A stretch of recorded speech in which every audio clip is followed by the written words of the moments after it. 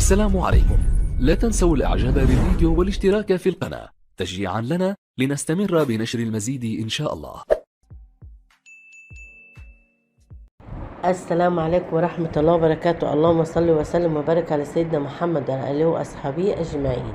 ازيكم يا حبايبي، عاملين ايه؟ احنا هنتكلم النهاردة عن رؤية الضابط في المنام، بس قبل ما اتكلم عنها يا ريت ما تنسوناش باللايك والشير وفعلوا الجرس، واللي ما اشتركش في القناة يا جماعة يا ريت يشرفني ويشترك في القناة، وده دعم منكم ليا يا جماعة وشجعوني.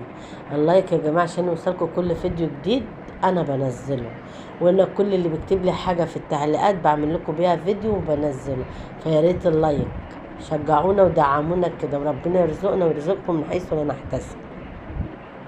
رؤية الضابط يا جماعة في المنام من الرؤى المستحبة، من الرؤى الجميلة، سواء للرجل، سواء للست المتزوجة، سواء للست الحامل، سواء للست المطلقة، سواء للبنت العزباء. يعني المطلقة لو شافته في المنام نصرة وخير وربنا هيكرمها، ان كانت عايزة نفقة، ان كان ربنا هيعوضها بزوج تاني، هيبقى زوج كويس جدا وحاجة محترمة جدا، وربنا ينصرها نصرة كبيرة وعوضها خير. الست المتزوجة لو شافته واقف معاها، لو شافته بيجري وراها، دي نصرة كبيرة وحاجة انت بتستنيها تقضى. لو شفتيه في قلب بيتك او شقتك هتلاقي عندك مشاكل او ضيقة مادية او خناقات بينك وبين زوجك، وشفت الضابط في المنام في قلب شقتك، فك المشاكل وفك الضيقة والكرب ونصرة ليكي وبشرة خير انه داخل بيتك ورزق داخل عليكي. تمام.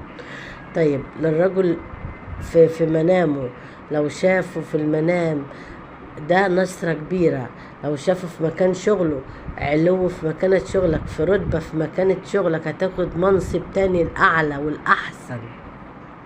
لو شفته في بيتك في مشاكل بينك وبين زوجتك، دي ان شاء الله ربنا هيفك المشاكل دي ويصلح ما بينكم، لان الضابط ضبط امور وضبط امور يا جماعة.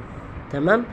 اما للست الحامل لو شافته في منامها باذن الله ربنا بيكرمها بالذريه الصالحه، بالولد الصالح، ويكون ذكر، وتكون ولادتها سهله، الله اعلى واعلم.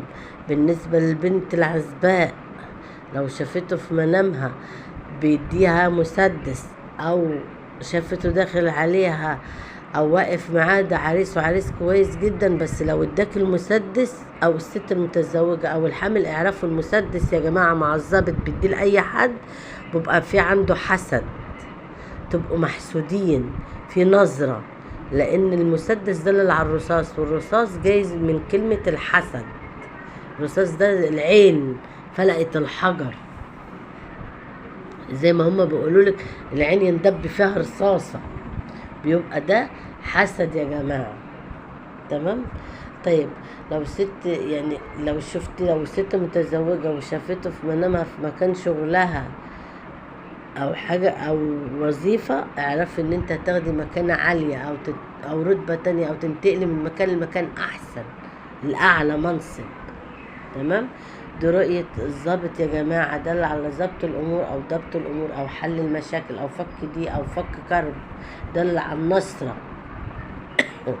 ماشي يا جماعة. انا اي تعليق بيجيلي في الكومنتات انا بعمل لكم بفيديو، فيا ريت تشيروا واللايك يا جماعة. والله اعلى واعلم. يا ريت ما تنسوناش باللايك والشير وفعلوا الجرس.